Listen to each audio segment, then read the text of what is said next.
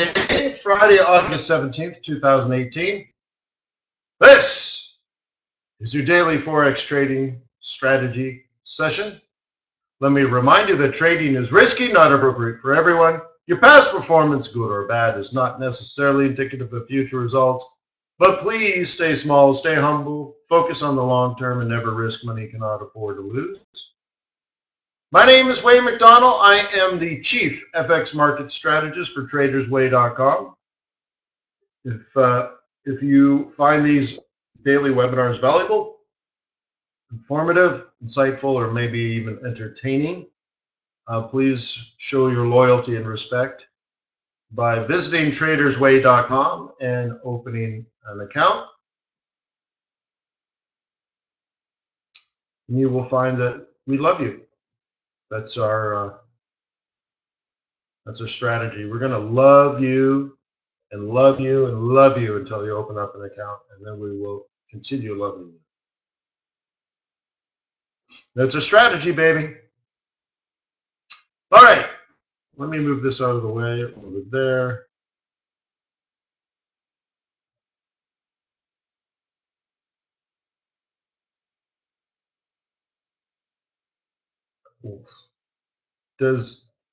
First of all, I don't know anything about that. But really, Nigerians are not allowed to open up a trading account, huh? I wouldn't have known that.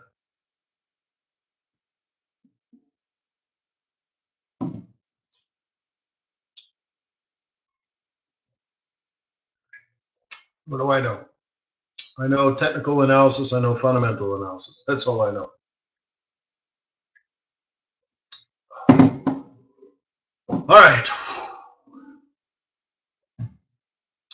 All right, so let's go.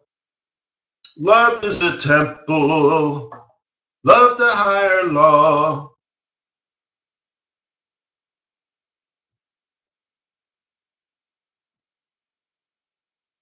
Love is a tempo. Buy another Ford. You asked me to drive you, so then I take you home. All right, in my brand new Ford Tempo. So not a lot has changed in our analysis. We did find some support. Now I had it falling a little further.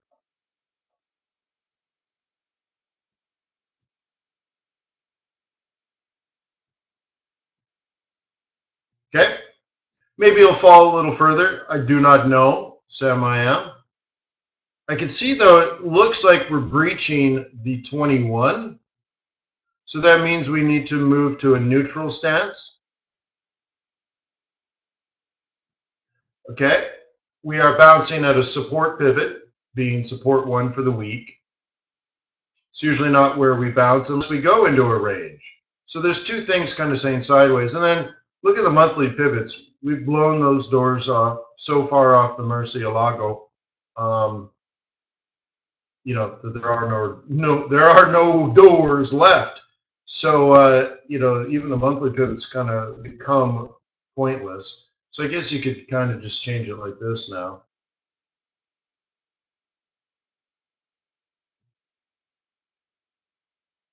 What was I going to do? Oh, there, I was going to do this. So you might as well just look at it this way.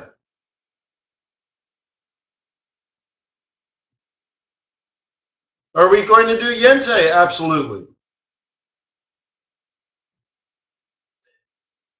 Yeah, Manuel, why don't you contact support? Ask them.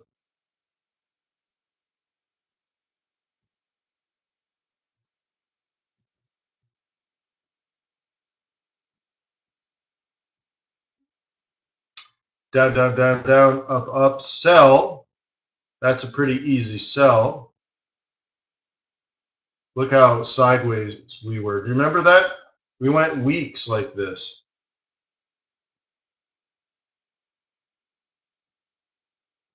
We talked about it. It's going to break. We don't know if it's going to break up. We don't know if it's going to break down. We know how to trade a breakout, so that's easy.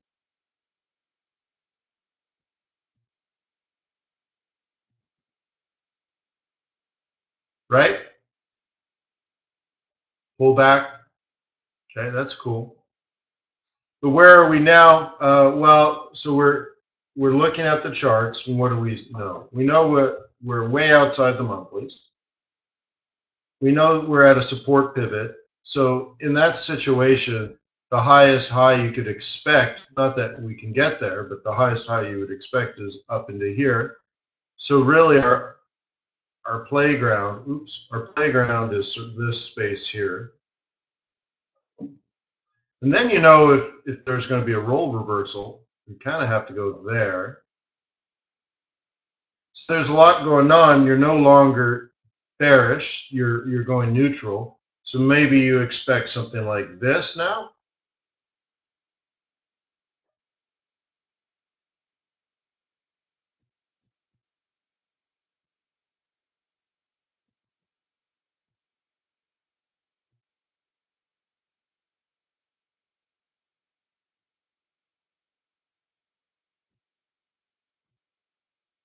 Manuel, that just sounds like normal due diligence.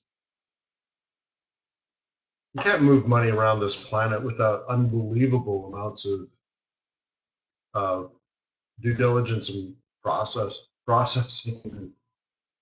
It's just required by every government on the planet. But if you think there's a problem, contact support.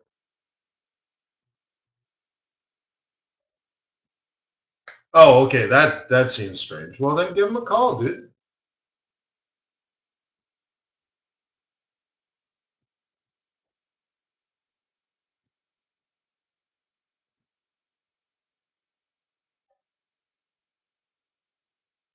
Okay, so we're just kind of looking at all of this, right? So even if you're still a bear, what technical analysis is telling you is that you should probably temper your enthusiasm for your bearishness. And then when I go to this area, I see a retracement back to the daily 21, and that is this roll reversal zone.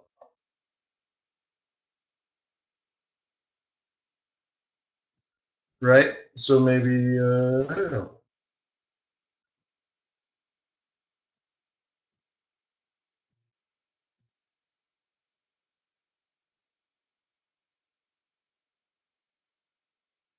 Is that right, John? That's interesting.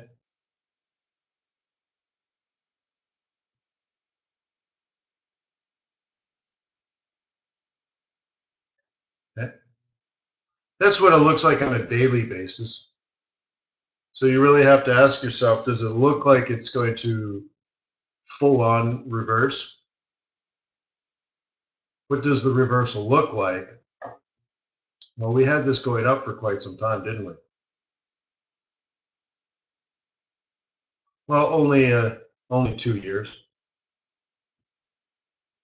So where would it flip if it went back up? Well, first of all, I think you'd get some sort of price action like this. And second of all, where would it? One of the things I would do is I would look at old resistance. Okay. Okay.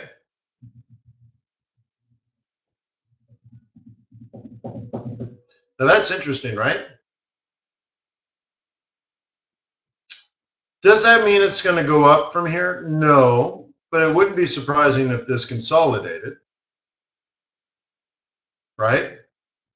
And if it happened to want to go up for whatever fundamental reason, it's not a bad place for that to happen, right? So you have to make your decision. So going back to like a 4 hour, if you think it's going to make a lower low, what the chart is telling you, at least to be more cautious, 55 is probably in control. When you see the 55, you should probably look for a double bottom. And then it'll probably make a more significant high up to about this range, let's say next week's high. But then going to the daily, we know that that's probably the daily 21. And so as a bear, you would think it would double bottom, higher high. And here's the crazy part. After the higher high, lower low. Does that make sense?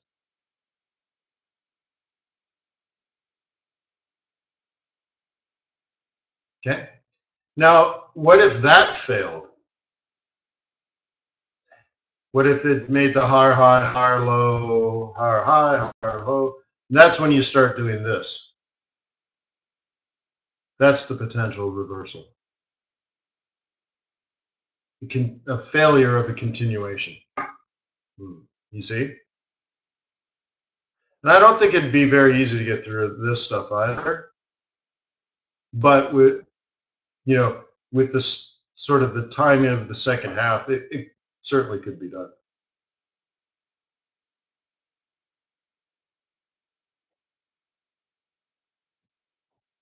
Okay. So I think it'd be cool if it went a little higher to the 1 hour 200 EMA, for example, with a 4 hour 55.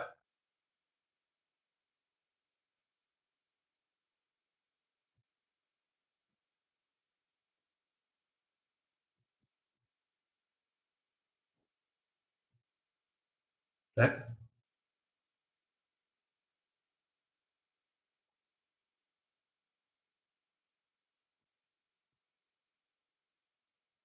See the 4 hour 55? So let's just say it's a 50 EMA. I used to use 60, but let's say that's a 50 EMA.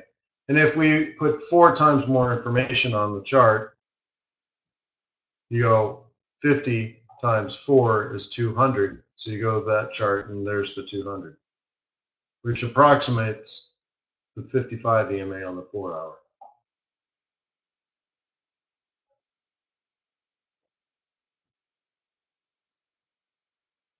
So this is the 4 hour 55. So if you were trading the 4 hour 55 as a double bottom, you'd think, well, when we get into here, okay. Now using another form of technical analysis, you might say, you know what? I think this could inverse head and shoulders, right? Either like this or like this.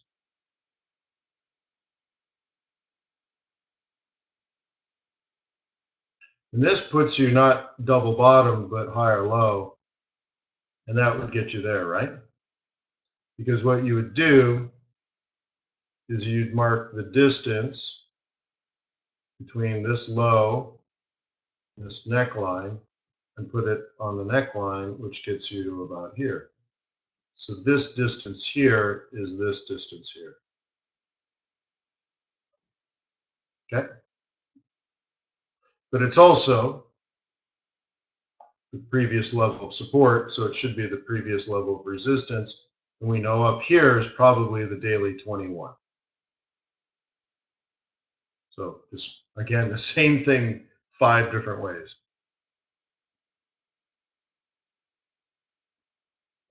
Boom, bum, bum, bum, bum, bum, bum, bum, bum, bum, bum. All right. Cool, right? You guys remember oil falling down to the X? And we discussed all the bears getting out there. It's cool, right?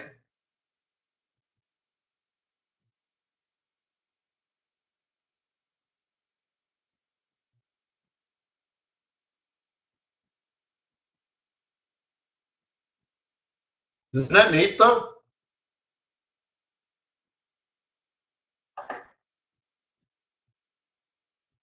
Okay. I'll remind you that the neat part is that we were talking about that up in here 18 days ago. Actually, probably 25 days ago. So anyways, I think that's super cool. So we'll see what happens now. Let's get a little bit more data on here. Let's do it this way. Okay, so it comes to the point where you bought it already at this week's X, and your stop is down here below 61, let's say. That's pretty far stop, but it's kind of what you're supposed to do. Well, or you put it here, but you just get, that gets tricky. But anyways, your plan B, I mean, the funny thing, this is kind of a plan B, but the plan B for your plan B would be one more dip down and then up.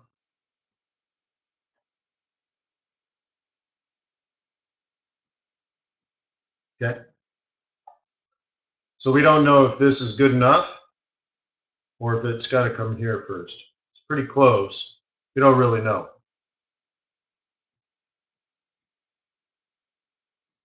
One thing we can see is that there is no other support.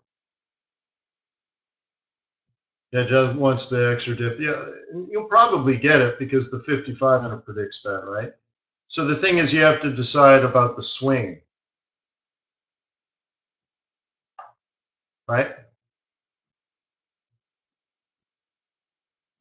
Which one are you going to swing, or when are you going to swing? Can you see, like earlier today, you would have had next week's buy? That brings up a point. I sent an email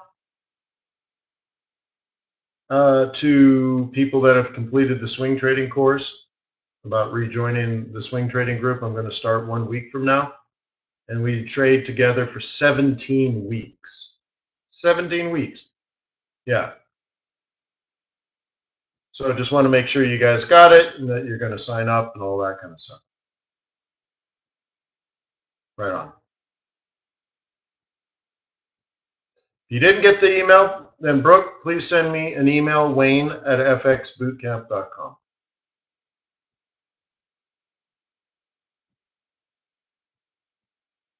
Cool. Okay. So anyways, going back to this, it's Friday, so you know it's front run day. And, you know, this is a buy. So if you were going to front run, and you're a bull, I have to preface that, and you're a bull, you want to start looking for dips today, and you want to be long all next week if you're a bull. Now, if you're bear, you're okay with part of that, but what you want to do, and you're probably in there now, as a bear, you want to sell here, and we're there now, or here. Okay, so you got this going for you, bears. And the funny thing is, even bulls want the bears to get this done.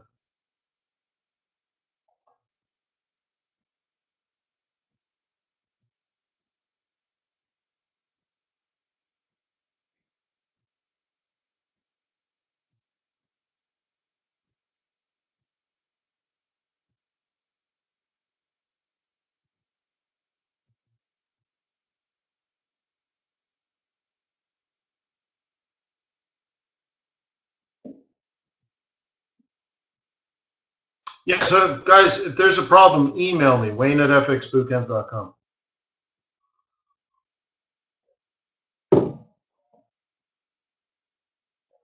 Okay?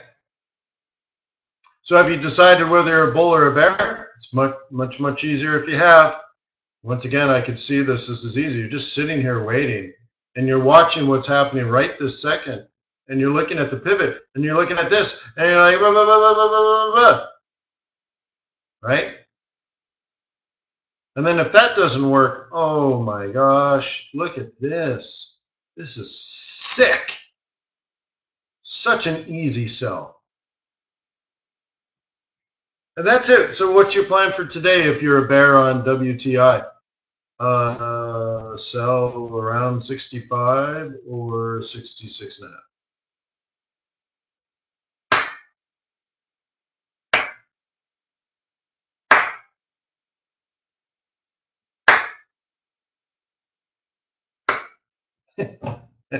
Right? But most people don't do basic trade plans like that, right?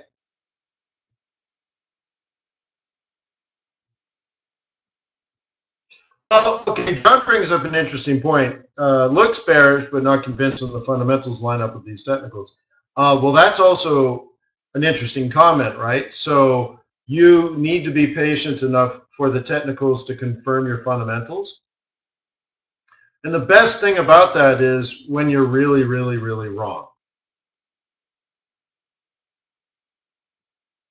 You know, a trader that doesn't wait will be punished. They're really, really, really wrong. So there's a saying, and let's see if I can remember it. The market can be the market can be. I forget it. Something like the market can be wrong longer than you can stay solvent, or something, right?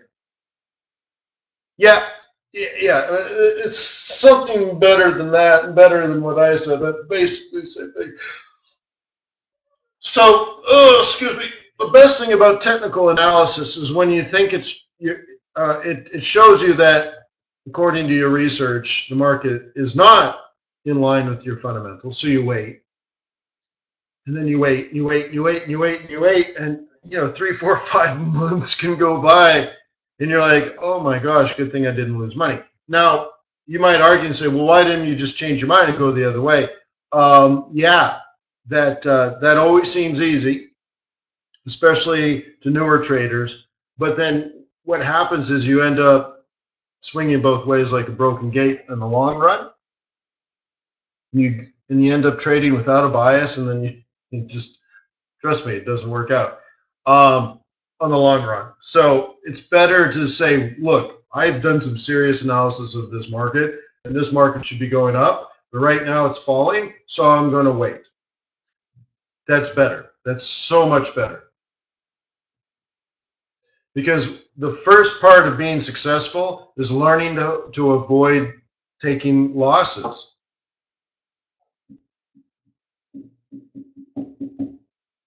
Okay? Well, I wrote an article in a magazine, I bet you it was 10 years ago now. But anyways, I wrote this article, and I said the difference between a good trader that is solid in technical and fundamental analysis and a great trader that's probably 50 to 100% more profitable.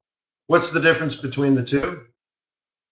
A good trader will make like 3 or 4 or 5 winners in a row based on solid technical and fundamental analysis. But then we'll give back 1 or 2 trades at the end of the day, or at the end of the period, end of the day, end of the week, at the end of the month. Well, the interesting part of that is a great trader will know enough to not take the 2 losers at the end. Through whatever mechanism they have, they know the first 3, 4, 5, 6, they're all great. But the other 2, they know there's something in the market that tells them to just not take those and instead just walk away, because it's hard to sit there and look at trades, right? So anyways, what ends up happening is the great trader works a significantly less amount of time and makes significantly more money. And it's not that they made more trades or better trades. They stayed away from the 2 mediocre loser trades.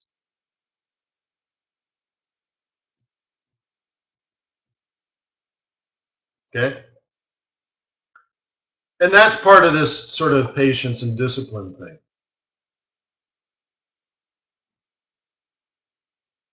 Well, namaste, John. I'm glad you're finding success by being with us. That's cool. So anyways, you may want to sell here if you're a bear, or sell here if you're a bear. And of course, if bulls take it even further, they're going here. Okay? Both of these are Friday trades, whether you're a bear or a bull. But both of these are next week's trades. It's part of front running.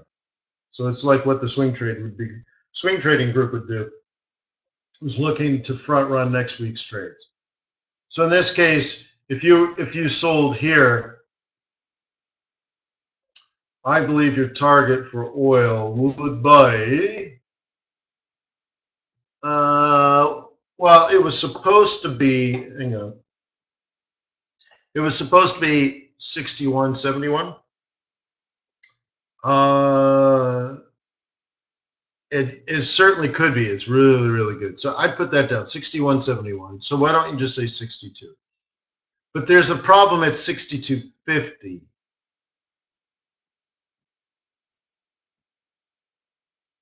So you have to take, I mean, and this comes down to all kinds of choices now that you need to make. 63.50 is super ridiculously conservatively safe. Nothing wrong with that. And really, it should go to 61.70, so 62. So you gotta, there's 150, I was going to say pips, but in this case, pennies here, right? There's a $1.50 in difference there, right? Well, yeah, 62 minutes. But so what the chart says is if you sold it here and now, this is your target next week. Okay? And you're just getting one of these. Nothing remarkable, okay, at all. Okay. Now the interesting thing is if the next level, if it goes there today and then falls and you take it, it's supposed to go here. Definitely not there. So you have to say, well, is it going to break through the monthly to get to that target? And I'm like, I think I would just take that. So if it drops now, go to 62. If it goes to 66.50 and then drops, I'd only hold on to 63.50. Do you know $3 is $3,000 per contract, right? So we're talking about like, yeah, this sucks. It's only going to drop 300 pips, right? I guess either way, it drops 300 pips. It's about the same either way. Yeah, Brooke, well, all that would come together, right? So if you're trading oil, you should pay attention to all of that stuff. Sure. Okay. But the earlier you're in today, because rig count comes way late, right? Wouldn't it be nice if you were able to get in today, like in the next hour or two at this first level? Let me try to zoom in here. Okay. So let's say you're in on this 15-minute chart, you're able to sell between now and let's say the London close or before the rig count. Wouldn't it be nice if you could move your stop to break even and go into the weekend basically protected? I mean, you still have gap risk, but wouldn't it be great if you could at least attempt to remove your risk? So you'll say sell the next 4-hour candle, but that's like, I look at this 4-hour, like, why wouldn't you be selling it now? Let me zoom in. If you were a bear and you're looking to sell, I would look at this and say, yeah, okay, I got it. This is it. I have permission to sell. In fact, I would drop into a 5-minute chart because I already know I'm selling at the 4-hour 21. That's it. I'm done.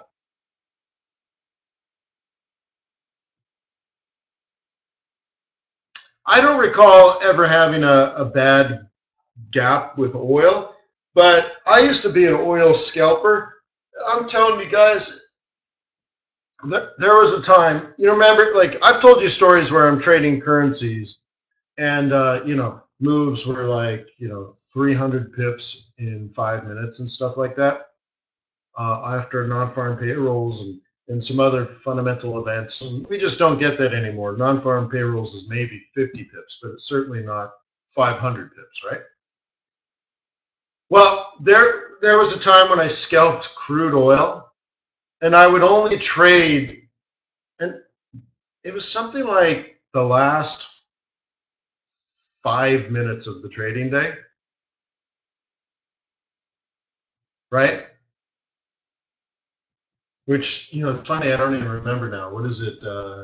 Is that 2 o'clock or 1:30? I don't even remember now. I don't scalp it that way anymore. What was it? It was 1:30, wasn't it? Anyways, so you'll have to Google it when oil futures stop trading. But I would do something like, I would do sell and let it sit there for 90 seconds. And then all of a sudden I'm like, out. And it truly was like gambling. It was like sell. And I back up and I'm like, oh my gosh, go, go, go, go, go, go, go. And then finally I'm like, okay, out. And I go like this. And I pray like close, close, close. Do you know why? Because I might be up $1 or $1.50 in profit. And in the 5 or 6 seconds that it takes to close that trade, I might lose it.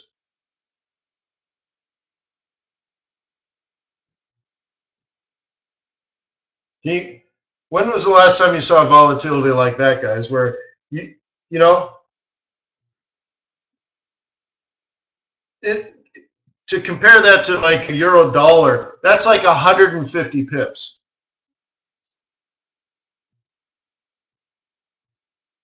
Okay, and I might lose it in the 5 or 6 or 7 seconds. I might lose the 150 pips. Now, of course, it was crude, so it wasn't pips, but you know, you get the point. It was one contract, and I'd be up $1,500, or I might break even and get nothing because in 5 seconds I lost $1.50 or gave back $1.50, or I can make like 3,000.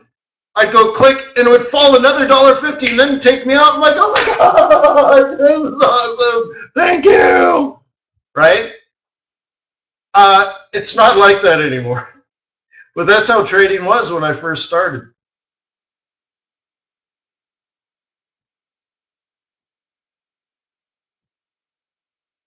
Right? Amazing, huh? Okay. So once again, let me just say it and then I'll move on.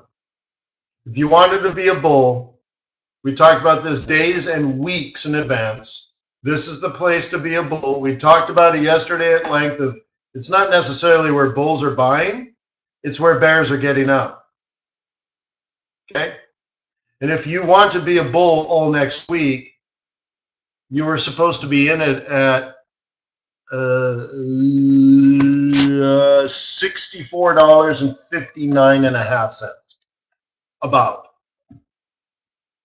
Okay.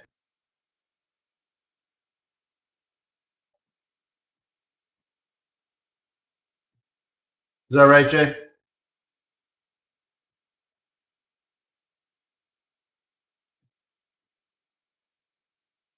Well, see, here's the problem with Bitcoin. And you know what? I don't want to talk about it right now. All right, so let's move on.com. Yen. Talking about yen. So we are still trapped in a zone. This is a place where bears would sell. This is a place where bears would sell. This is a bear. All right, so anyways, those are places bears would sell. And sure enough, we're not even through that first one.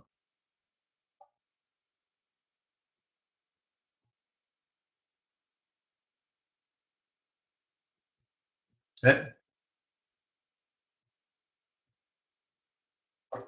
Well, if you want to look at yens, you should be doing this, guys, because inevitably it's a chuckle when I'm looking at Aussie yen. You're like, oh, please wait, can we look at Euro yen? Please wait, can we look at pound yen? Please wait, can we look? Dude, they're all the same. That's how I think. Okay. So when I trade the yens, I'm betting on all horses. And I win every time because I put money on every horse. All I'm betting is every horse is going to cross the line. Now, some horses are going to pay you more money than others, right?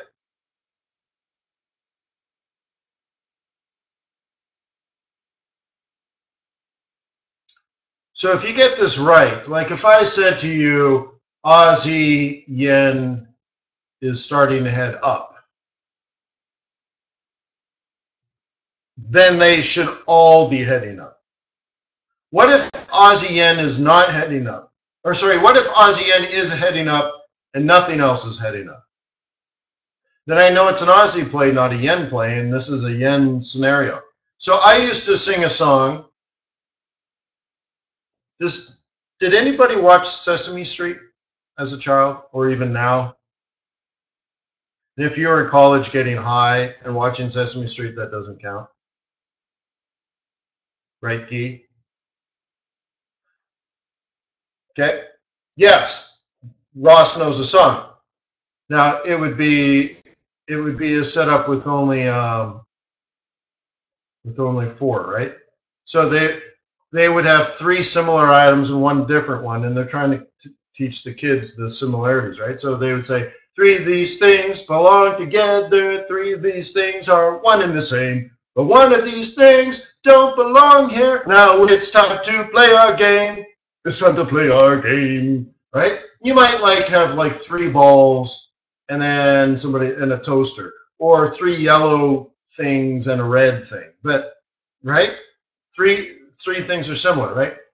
If I see one yen pair going up and three yen pairs going down, I do not trade the Aussie yen. If Aussie was going up and nothing else, but I would switch Aussie and confirm Aussie against everything else, because I know Aussie's ripper strong, so then I would go to an Aussie scan, right? And I'd scan odd. I only trade yen pairs when they're all going up or they're all going down. So if Aussie yen was going up and all the other yens were going down, then I say, aha, Aussie is strong. So then I'd go to Aussie scan and find something weak, or just buy Aussie against everything because I know Aussie's ripper strong.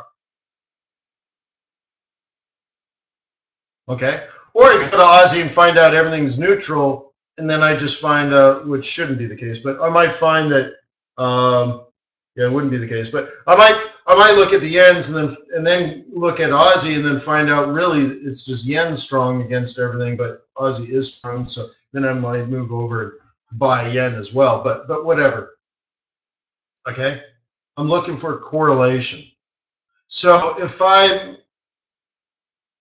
going back to what we were just talking about, if I'm talking Aussie yen, I'm talking essentially all yen. So for you to say, well, hey, can you cover euro yen? Well, I kind of am. By talking Aussie yen, I am talking euro yen. But, there shouldn't be a radical difference. Now, if there is a radical difference, that's what's interesting. Okay, so does this look like it's an opportunity to buy? I think if you were shopping while you're hungry, you could convince yourself of it. You'd say, oh, that's an inverse head and shoulders. Okay, wait, but. Let's look at some of the other things first. So you're like, okay, maybe. Because you can see the swing trade there, right? But you could also see it's a lousy swing trade. But there is a swing trade there for front running to the upside. Doesn't mean you should take it. It fits perfectly in your inverse head and shoulders. Doesn't mean you should take it. It just means it's potentially there. But if you can prove like everything seems to want to go up, then that would be better. So let's not look at Swissy yen, because Swissy and yen are both funding pairs. But let's look at Kiwi. Does this look imminent to go up? Okay, we're clearly at support. But let's get rid of that for now. Okay. Well, we're bouncing on an S, no, not even an S3. What is that, an MO?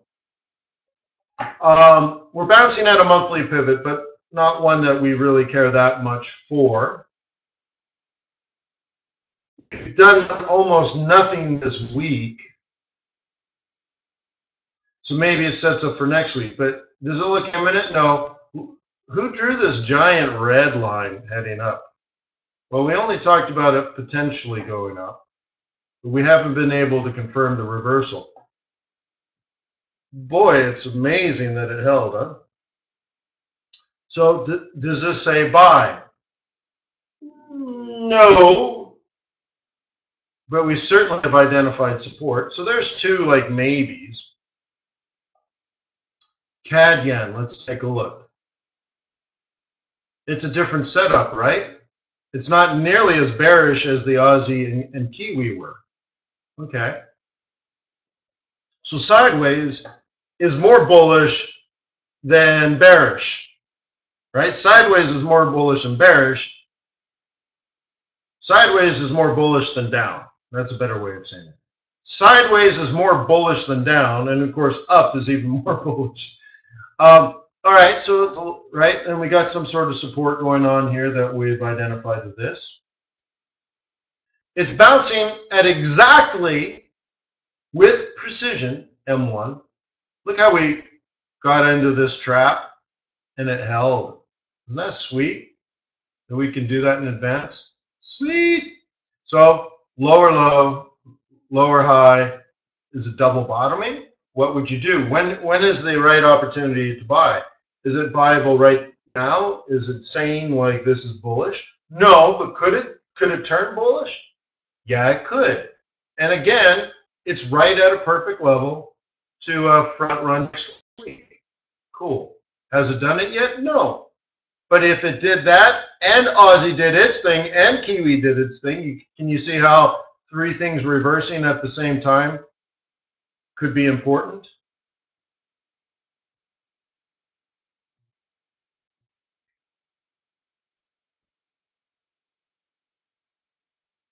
No, but John, you don't need anything like that.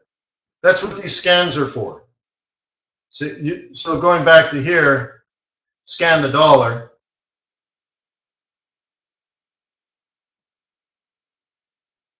Okay, looks like I'm missing one. Anyways, I'm missing one. Okay, dollar has been weak. Dollar has been weak. Boy, these are not zoomed properly. Dollar has been weak. Dollar has been weak. And dollar is neutral, which means dollar is weak and CAD is weak. Okay.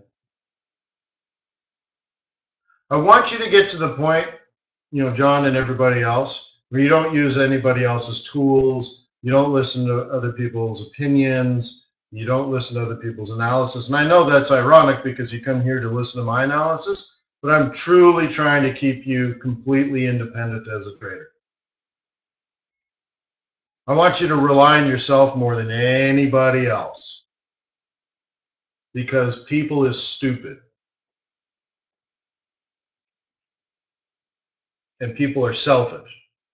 So I want you to just take care of yourself, take care of your own. Don't use any tools. Don't use anything proprietary. Don't listen to the experts. Don't listen to amateurs. Just, you know what I mean? I didn't even look at the scan, but that's what these are. But I even made a USD. I made, how do I say it? I don't have it here. I have it somewhere. I don't remember, but I used to have it on these MT4, but I have it somewhere. What I did is I took a dollar index chart. Okay? And then I used that to make an index of other currencies. Because the dollar is simply an index of everything, especially if it's an average weight instead of a basket. Right? So you want to look at US dollar versus CAD, US dollar versus Aussie, US dollar versus Kiwi, US dollar versus pound, US dollar, right? All that kind of stuff, and you can make an index. But I did that with yen, and I did that with pound, and I did that with euro. So I had like a yen index.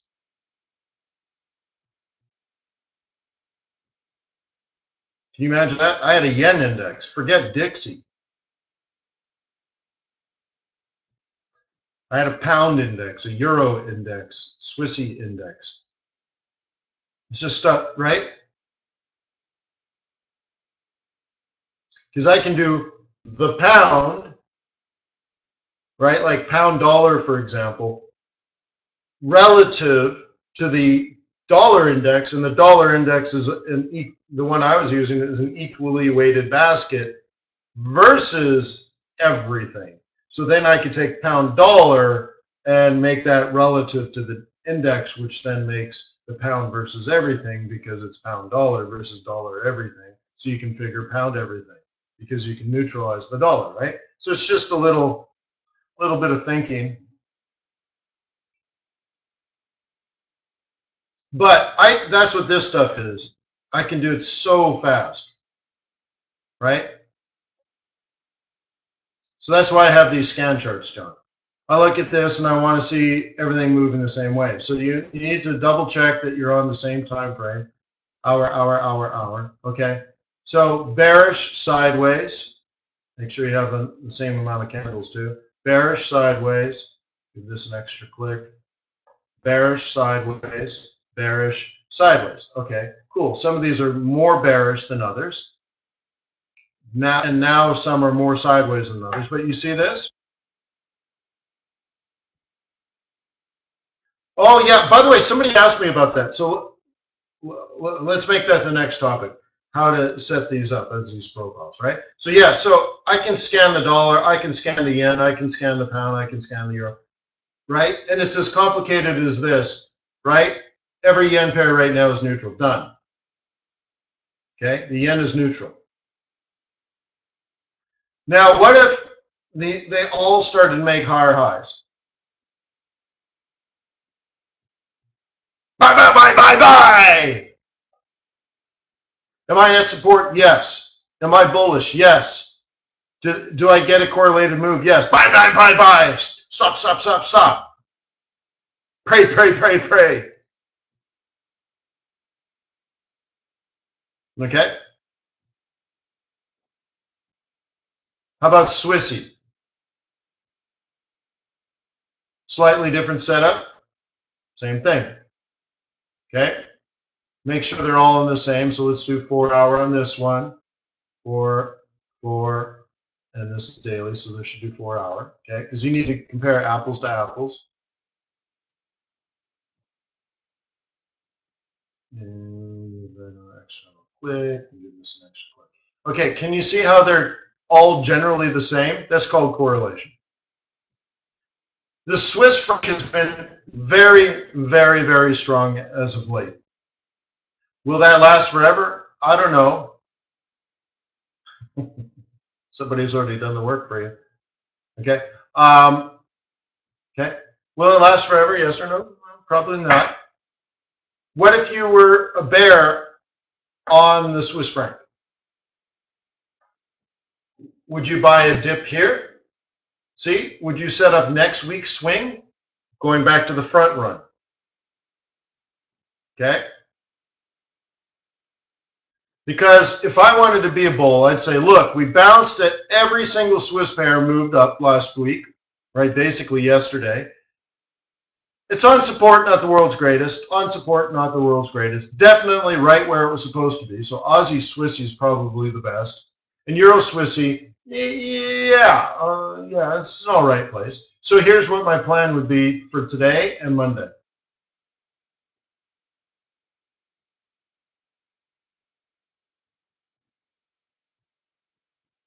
Okay, that would be it. Done. Next. And what am I doing here? Selling the Swiss franc. It's an index. Swiss franc versus the euro, the Aussie, the Kiwi, the pound. Bet on all horses. And what bet are you making? The Swiss franc will weaken. Now, to take it further, you can do individual analysis to figure out which is strongest, euro, Aussie, and all that kind of stuff. I might decide to go Aussie first, and then I might decide to go Kiwi second.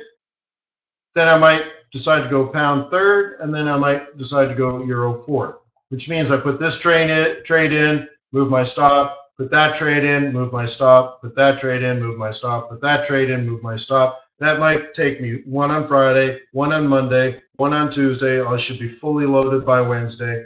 All stops at break even or even locking in map and heading for target. Okay. So let's move on to the target thing. How to make the profile. Let's make a profile.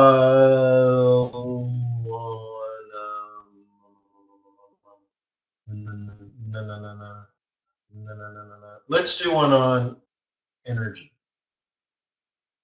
We got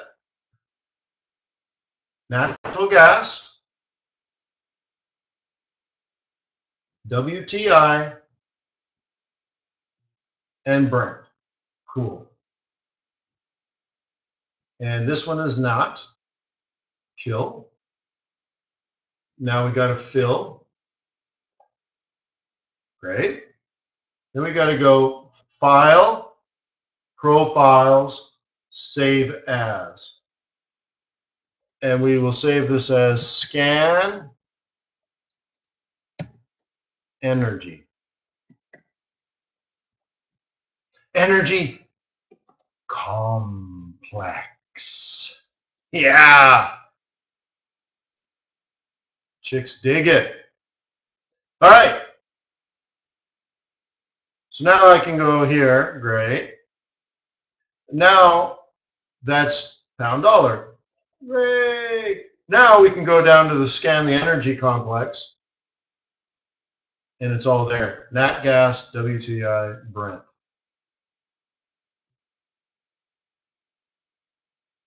Okay. That's how quick and easy it is. Okay.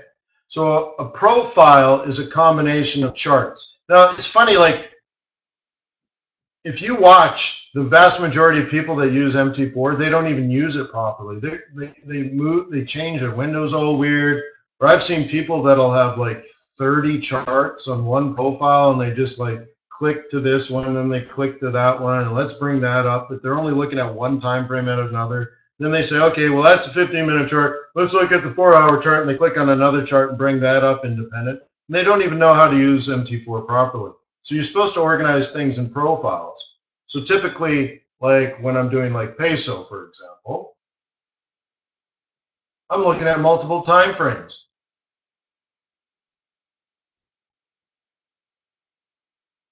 There's one, right? But I'm looking at them. I'm looking at them in multiple time frames. And then I used this to switch over. So what you have to do is say, well, what are you analyzing and what other tools do you need? So typically I'm analyzing a currency pair and I want to see it on multiple time frames. So that's why you create a profile for that. It's just multiple charts organized together. In this case, I'm not looking at multiple time frames. I'm looking at the full energy complex. Okay, and you'll notice WTI down, Brent down. And there's some sort of relationship between WTI and Brent. But nat gas went up at the same time. There's an inverse correlation with nat gas.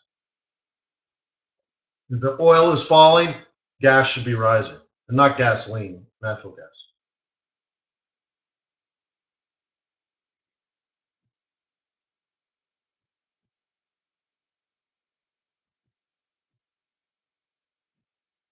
You're welcome.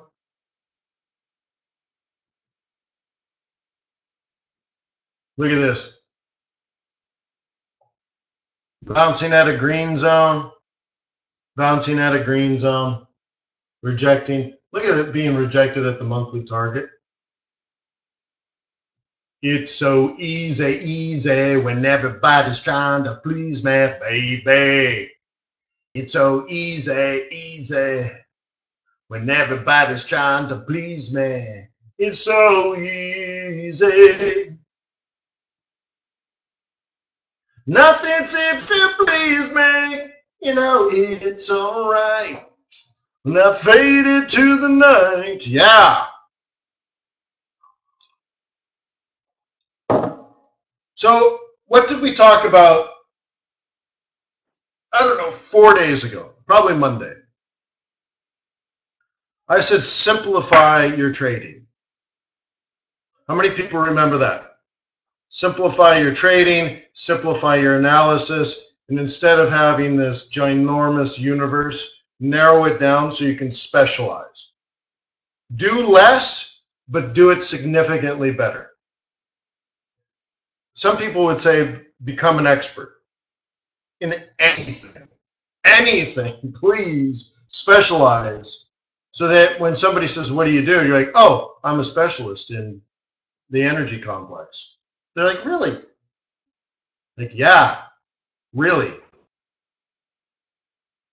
Because imagine how complex this complex is.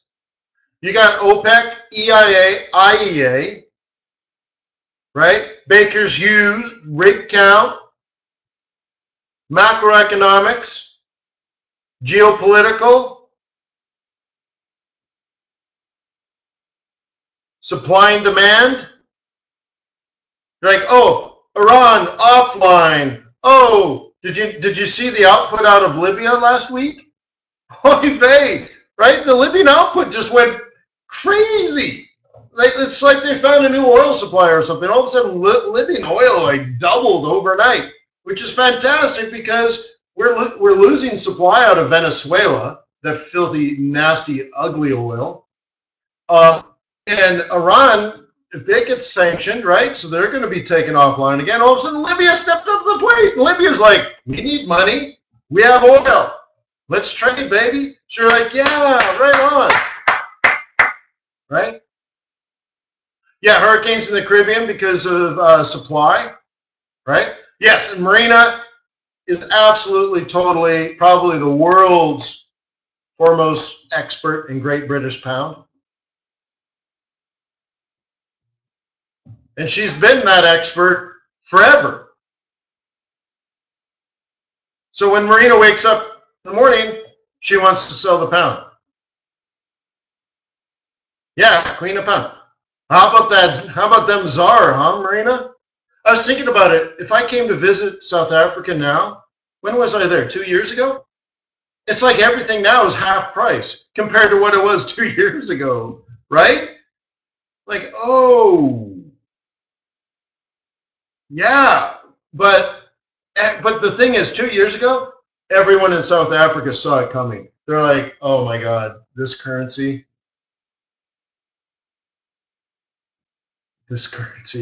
Everyone was like, yeah, these are good times. It ain't going to last. ZAR's pretty good right now. It ain't going to last. You can see it in every person's eye. Just like, yeah, you know, I'm thinking so. First of all, we got to find Ryan, Saving Private Ryan.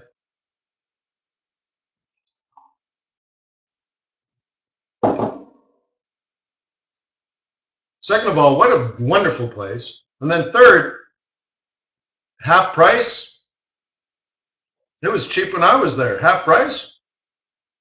Never forget, I was having dinner with Ryan. We're like, yeah, bring out the sommelier. Because they had a wine list, right? And I love wine. And I'm like, I'm in South Africa. I got to have some beautiful South African red, right? So I'm like, no. I don't want the menu. Bring the sommelier. The sommelier comes out. Yes, we have fabulous. Oh, we have fabulous. I'm like, all right, I'm going to go all out. I'm going to go crazy and get the really good stuff because I don't know if I'll ever make it to South Africa again. I'm in South Africa. I'm going to have some fabulous wine. So anyways, we have this, we have that. This is a very nice, that's a very nice. I'm like, that's dog. I ain't going to drink that nasty stuff. What's this? Oh, I'm like, that looks good. I'll take that, right? We get the bill. It was like $12. I'm like, for the bottle. In US terms, right? It was very expensive in South African terms, but in US terms, I'm like $12. Now I think about it, I go back to the same restaurant now. In dollar terms, it's like going to be like $6, maybe $8. $8.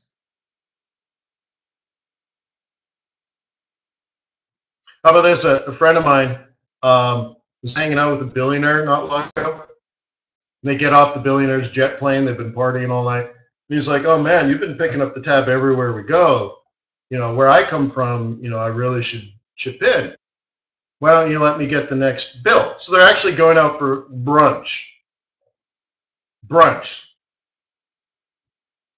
He's like, let me just get brunch here. And the billionaire looks at him and he's like, "No way, dude. No way." And it's like, "Oh, come on, you know, just it'd make me feel better." He's like, "I'll tell you what. I'll let you pay for half."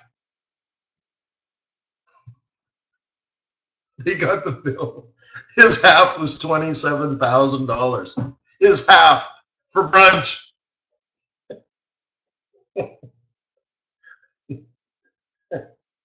For brunch. Didn't even include like the jet plane or anything. Yeah. So he's there. He's talking to some girls, and then they start laughing and looking at his friend, right? He turns around. He sees his friend. He's got 2 bottles of Dom Perignon Rosé champagne, the big ones, right? And he's like, "Hey!" And he's just poured it on the ground. Woo! $5,000 per bottle, and he's dumping 2 bottles dumping it on the board. He's like, "Yeah, party!" "Oh, what are you doing?" So Charles, that's what it was. He said he just wanted to like roll around on the ground with a straw and suck it off the ground. Like the guy was dumping $10,000 worth of champagne on the ground, like party, spraying it in the air. Look at this.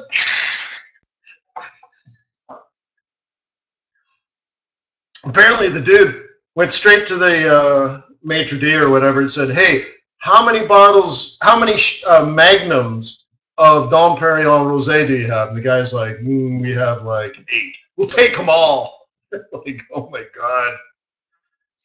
So anyways, I feel like South Africa, like, look at this. This place is great. Yeah. Yeah, his mother must be totally proud, huh? Yeah. Just watch out who you hang out with, man. So anyways, my friend pulls out the credit card and he's like, "Oh, fuck." Like, please clear. Please clear. Like, he's really doubtful. Like, the credit card company's going to deny this transaction. And they're like, ching, $27,538.27. Approved. It's like, oh my God, thank you. That was it. Maxed out his credit card. Yeah. For half of a brunch. The other guy picked up the tab for the nightclubs and all that stuff. So this guy's a... Anyways, getting back to here. Boom, boom, boom. There is a relationship here. Yeah, I hope the eggs were good. There's a relationship here. There's enough complexity in the world. I really would like you to pick something, right? Euro, pound, dollar, yen, Swiss franc. I don't care which one. Any one of them. They each have different personalities. They have different things driving them. The pound is not going to be like the yen. The pound is not going to be like the Swiss franc. Okay? There's definitely a relationship. For example, you have Switzerland, tiny little country, surrounded by Europe. So what happens in Europe impacts Swiss franc and vice versa, right? Well, more so, what happens in Europe impacts the Swiss franc because it's obviously surrounded by Europe. They do a lot of business with Europe. And Switzerland doesn't want a strong currency, because if they have a strong currency, then that means Swiss products and services, cuckoo clocks and Swiss bankers, become more expensive to Europeans. And Europeans are dead broke, as you saw. They're not importing anything. So how does Switzerland entice Europeans to do business with them? Well, cheaper currency would be better. An expensive currency? And it was what, 4 years ago, 5 years ago, when overnight the value of the Swiss franc jumped like 40%. And I remember people that were on vacation in Switzerland, they were skiing or something, and they woke up the next morning and everything was significantly more expensive. Everything, their lunch, their hotel room, their alcohol, everything just went up very significantly. They're like, yep. And that was because of the stupid scumbags at the Swiss National Bank. But anyways, I want you to pick one thing and then truly master it. In my book, I talk about becoming the greenback guru. The reason I picked the US dollar is as an example in the book was because it is the reserve currency for the entire world. There is no other reserve currency. It is the reserve currency. So you might as well specialize in that, but you don't have to. And yen would be another one. Swiss franc would be another one. Hey, pound, because of Brexit, that would be a great one. Especially, I'd like for everyone to be successful and then work for me. So 5 years from now, when you are a very, very, very, very strong expert in Swiss franc, you could be my Swiss franc person. And you'll say, well, I've been doing this for 5 years or more, and I'm really good. I know everything. I know Jordan's children's names. There's Jenny Jordan, there's Johnny Jordan, and little Michael Jordan, right? And you're like, who's Jordan? I don't know. That's for you to find out. Specialize, and then what you'll find is because you can specialize, you can narrow and simplify. Okay?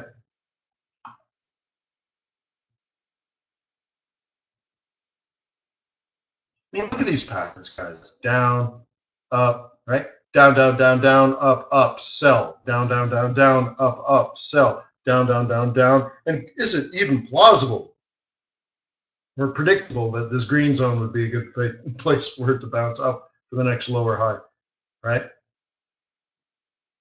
mean, I think you can do this, right? Down, down, down, down, up, sell. Down, down, down, down, up, sell. Down, down, down, down, up, sell. Down, down. You could do that all day long. You have the skill to do this. So when you go on your business planning retreat, ask yourself, why is it that you're not doing it? I know you can do it, and you could probably look at that and say, yeah, I know I can do that. So ask yourself that if you want to make it complicated, ask yourself why you're not doing it. If you know you can do that and you have enough technical analysis to do that, then the real tough questions are like not why I did it, but why you didn't do it. If you are capable, why? Why not? And then I suppose the more positive thing is, what are you going to do to make sure you do it, and when are you going to start? Because at the end of when Harry met Sally, right? When you realize you want to spend the rest of your life with someone, you want the rest of your life to start right immediately, right? If you know you can do this, the question is, when are you going to make the commitment to do it? And then once you've made that, you want to do that like as soon as possible, right?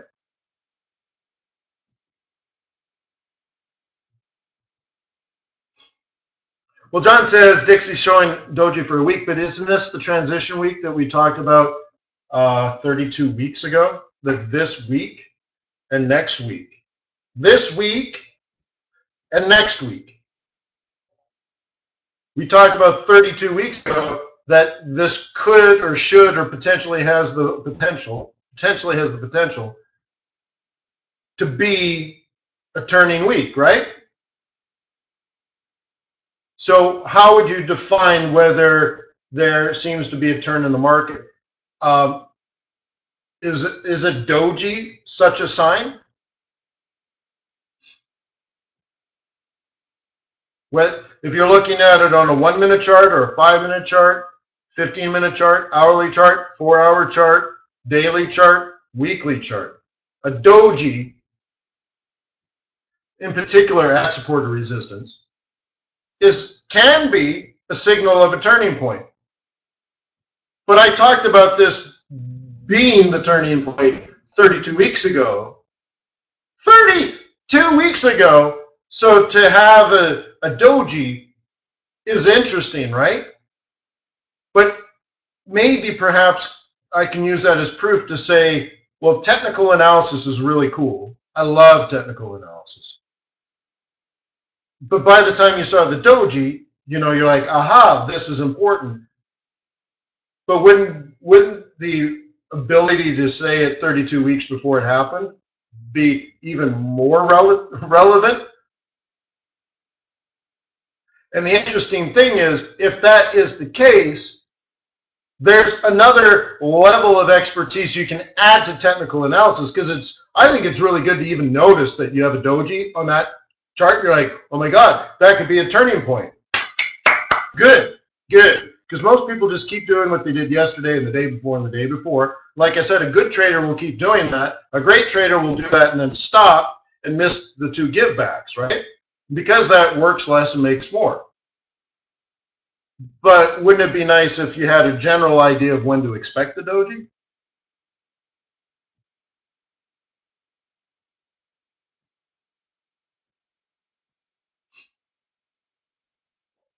And how does that happen? That's fundamentals. Cool. Not news. News ain't fundamentals. Fundamental analysis, right? Cool. Cool. Which makes, I guess, the next 10 years of your life fascinating, because you will continue to learn. It's nice to know you haven't learned everything.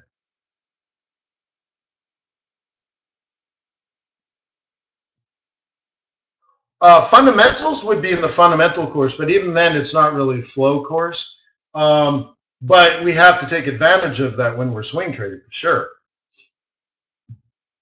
But no, but like that, no, that's a fundamentals, seasonality, business cycle type thing.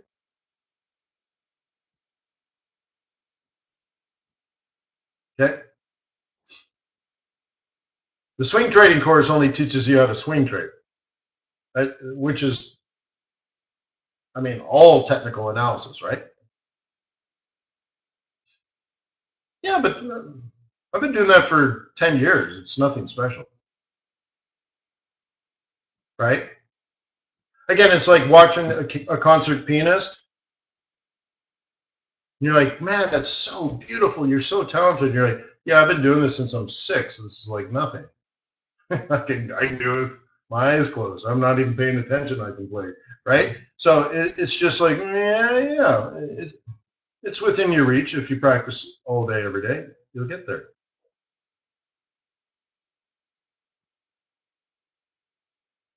No. Yeah, no. Now you're confusing that with portfolio manager stuff. No. Swing trading, guys, is just swing trading. So if you've passed swing, there's a swing trading course. If you take that, you learn how to do swing trading technically. It's a technical analysis thing. It's a trading strategy. It's technical analysis. And when you're done that, if you want, you can join our swing trading group where we set these up live, which is different, but only if you've graduated. So what happened was people took the course and they're like, Wayne, we need to do this together. I'm like, I don't have time. Wayne, we need to do this together. I don't have time. Wayne, we need to do this together. I'm like, okay, if it'll help. So I did it for you guys. Okay. So we have a swing trading group only if you've completed the course. I sent out an invitation yesterday and today, and we are starting in 1 week, and we will do 17 weeks now to the end of the year, essentially, right?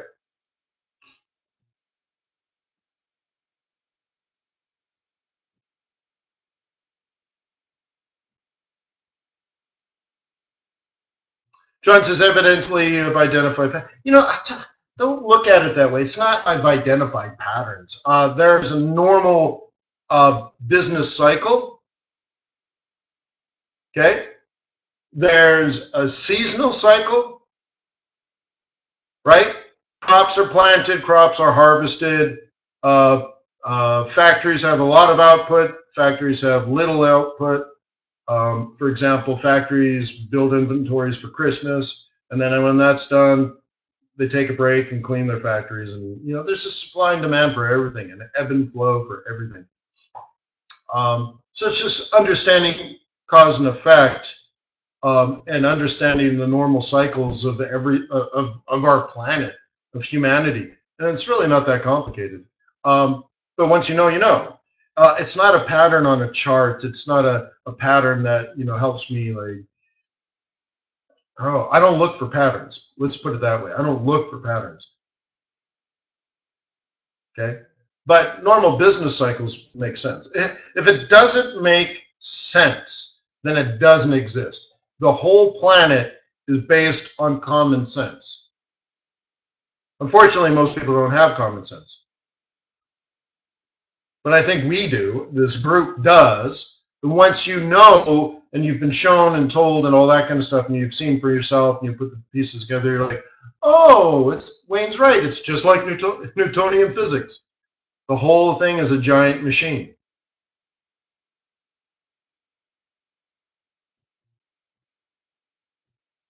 Right? Yeah, sure. Yeah, so we'll get you there, Johnny Boy.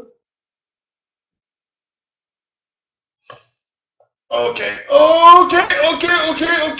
I think it's time for the weekend. Oh, what do you think? Is it time for the weekend?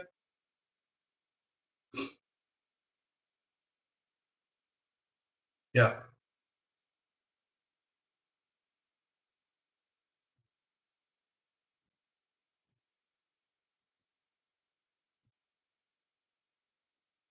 Been a long week, yeah? Well, you know, again, thanks for being clients of TradersWay. That's cool. And that allows us to be our community as well. And I really like that.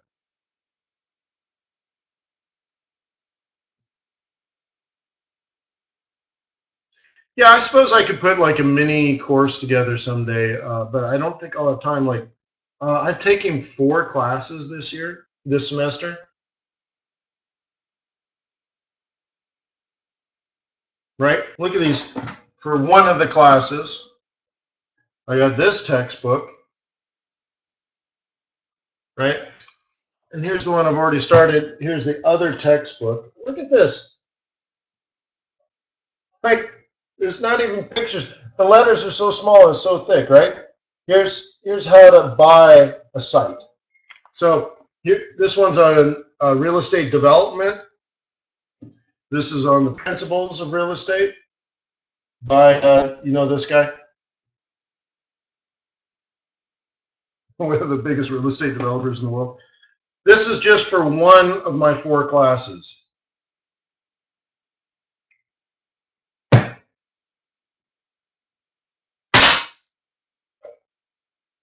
So, like, when the hell do I have time? Yes, I'm married with kids. Yes, I have work and analysis to do. You know, so yeah, 2-fisting the coffee. Yeah. Yes, I get up before the sun rises. Yes.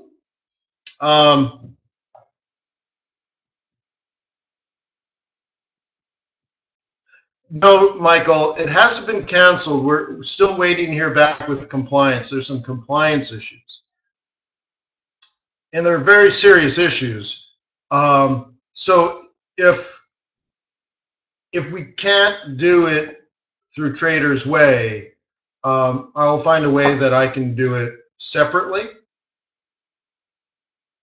But you know, there's lawyers involved and regulatory agencies and stuff involved, and you know, we have concerns about such. And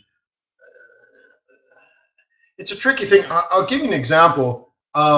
Back many years ago when I was advertising on television, I tried that out for a while for FX Bootcamp. And at the end of the commercial, and I had voiceovers done, I had hired professional actors and everything. It was really good. And at the end, the voiceover said, practice on your demo so you don't blow up your trading account, something like that, right? A small little disclaimer. And well, before I can run it on TV, because I was licensed and registered in the United States, I had to issue it to the NFA and get their approval. And they're like, well, what the hell is this at the end? I'm like, oh, well, it's a disclaimer. I mean, it's short, but I wanted something there because I want to protect the clients. They're like, you can't say that. I'm like, wait, practice on a demo? I can't tell them? They're like, yeah, you can't say that. I'm like, well, practice on a demo. What I'm trying to say is don't risk real money until you've found success on a demo account, right? And then at that point, maybe you can risk real money. It just makes sense to me.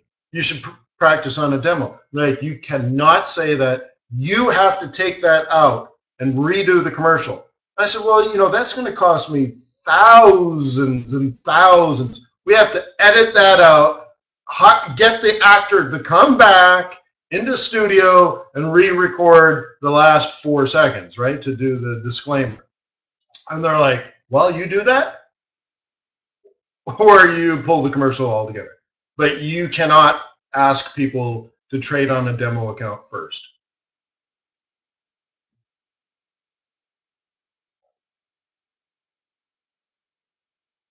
Can you figure out why? Why would the regulatory agency out there to protect consumers tell me that I cannot advise them to practice on the demo account? Because that, what I'm telling them, thank you, is that their past performance will predict future results. So I'm like, if you're successful in a demo, you probably will be successful in a real account. And they're like, you cannot say that. Absolutely no freaking way. You cannot ask people to practice on a demo account. I'm like, okay. So there's a lot of minutia, especially when you're a regulated entity, and you have, you know, other people's money that you're protecting and all this kind of stuff, and you're a global entity. There's a lot to be concerned about, and you have to do things right. And TradersWay is going the extra effort to do things properly and do things right, and the lawyers have to approve it. And they're like, you know, there's some concerns, so they may not be able to do it. But I believe if that's what they choose, I totally understand it. I'll find another way to do it where everyone is protected and compliant. So, okay. I think the worst case scenario is I make a video course and sell it for $1 or something, right?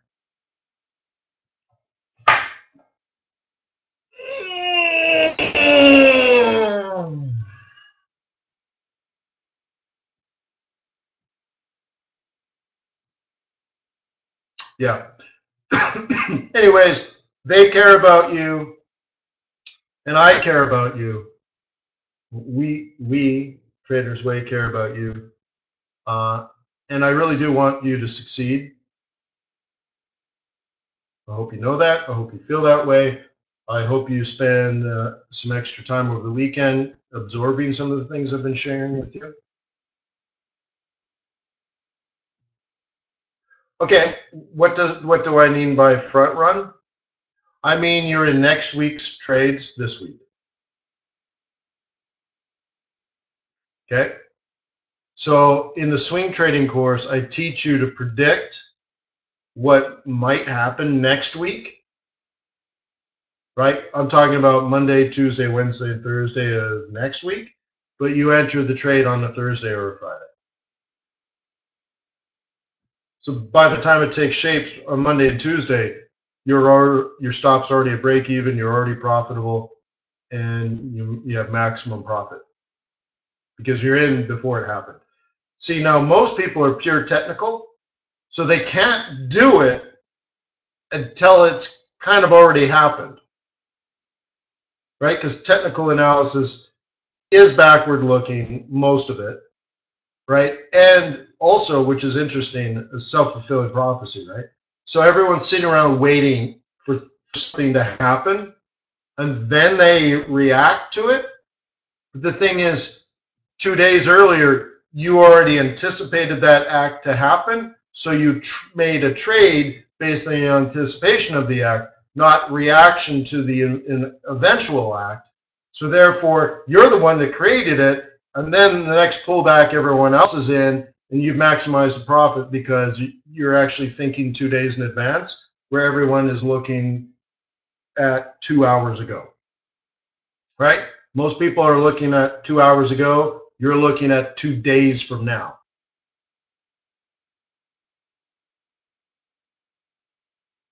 I've never said anything about Thursdays being a bad day.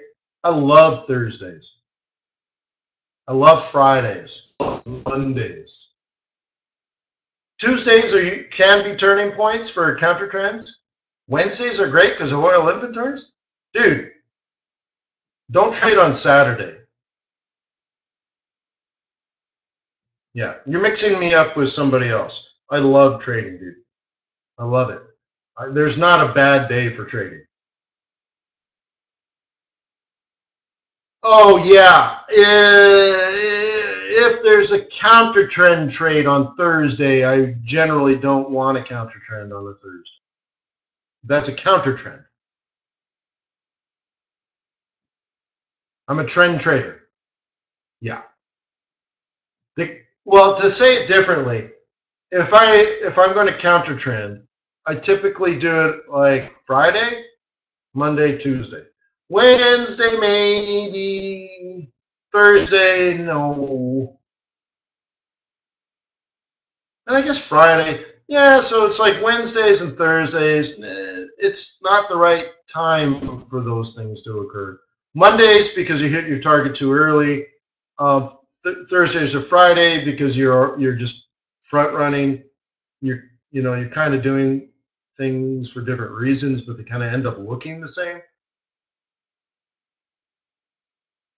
But they're not actually the same. They look the same, but they're not actually the same. It's like when you study Islamic finance, critics of it will say, dude, you're just renaming everything so that you can make the Sharia compliant, but you're just renaming everything and ultimately doing the exact same thing. And therefore it's hypocritical. And someone else will say, well, you can see it that way. I mean, it looks that way, but because of what's here, the intent, complying with God's word so that you can live eternity in heaven. You're like, I'm just doing the best I can to fulfill God's word. God, right? So you're like, it might look the same on paper, but the reasoning behind it is significantly different. And some of my counter trend trades, you might say, wow, you just did it on a Friday. I'm like, well, it's not really because I did it on a Friday. I did it. It looks the same, but I'm doing it for different reasons. But if all you're doing is counting pips and direction, sure. Right? But anyways. I got an A- in both my classes in the summer, and I complained to both my professors. And I tried to explain to my kids, I'm like, look, an A- means above and beyond, and Harvard doesn't hand these things out, right? But I went above and beyond on both my classes, and I was very disappointed that I got A- because I didn't try for an A-. I tried for an A. Yeah, but what does that mean? Like, is that the type of person you are in trading as well? Like, really, I really tried for an A. I did a lot more than I was asked to try to get A's in these classes. And I complained to both professors. I'm like, dude, I did better than most people on a lot of our stuff. My grades are fantastic. I did crazy extras on my assignment and everything. Like, one professor, she's like, look, you were way above the threshold for A-, but you didn't get an A. And by the way, there's no A+ in Harvard. So when I say A, it's basically A+, like absolutely perfect. A minus is above and beyond expectations. A B plus is mastery. So Harvard's funny, like you've mastered the subject. B plus. You know everything about everything. Now, if you do better than that, you can get an A minus. Yeah. Right. But do you just carry that out? Like I say to my children, like, you do that at school. This is important. Asking for help is important. Getting coaching is important. Getting people's feedback is important. Because my kids will say, oh, I don't want to, what do you call them? A tutor. I don't want a tutor. That means I'm a loser. No. Or I don't need a tutor. I'm an A student. Well, what does that have to do with it? Right? You want feedback. You want help. You want mentors and stuff, right? So I hope you look at your trading that way. And you're like, I'm just sort of a virtual mentor for you, show you what you should be focused on, push you in the right direction, to remind you of the what would you call it? Of the fundamental skills, not fundamental analysis skills, but the ground strokes, if you will, of all of this. But ultimately, you're the one that needs to do the work, right? You're the one that needs to sit down and master the subject and say, that's not enough.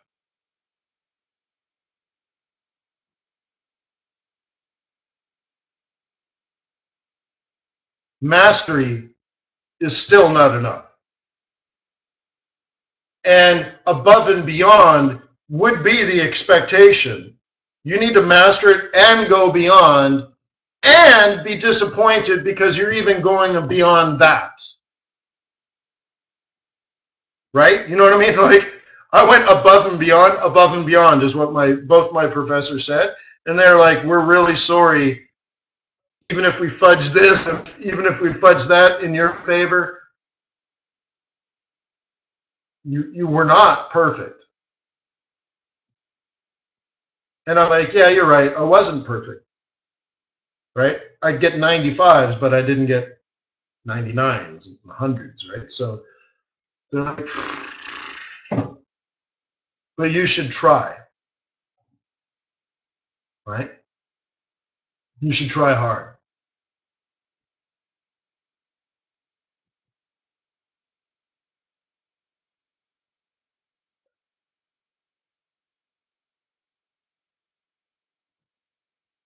The best way to do that is just be passionate about it and love it. So think about 2 days from now, not 2 hours ago. That's a good place to start, right? How could you possibly do that with all this information? Focus on less, simplify everything, and become an expert.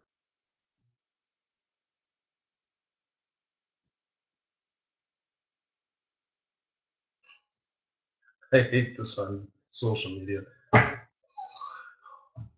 Anyways, peace on earth. May the pips be with you. May your profits be above average.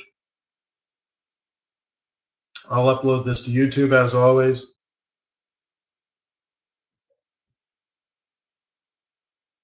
Take care of yourself. You hear?